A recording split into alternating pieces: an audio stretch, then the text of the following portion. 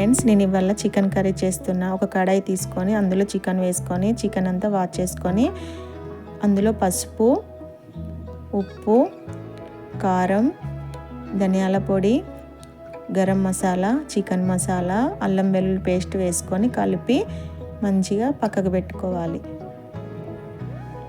కలిపి మంచిగా ముక్కలని పక్కకు పెట్టుకోవాలి. వేరే కడాయి తీసుకొని అందులో ఆయిల్ వేసుకొని పచ్చిమిర్చి, ఉల్లిగడ్డ వేసుకొని కలపాలి.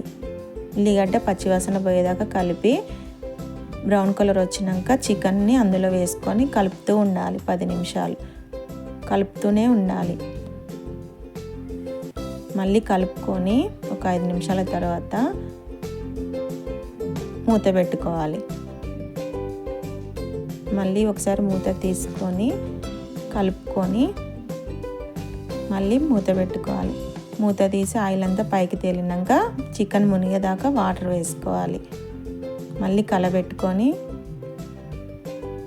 మూత పెట్టుకోవాలి. చికెన్లో వాటర్ అంతా ఇనికి మంచిగా నూనె పైకి తేలిన తర్వాత మూత తీసి కలబెట్టుకొని అందులో కొత్తిమీర జల్లుకోవాలి. అంతే ఫ్రెండ్స్, చికెన్ కర్రీ తయారైంది. ఈ వీడియో కనుక మీకు నచ్చినట్లయితే లైక్ అండ్ షేర్, సబ్స్క్రైబ్ చేసుకోండి.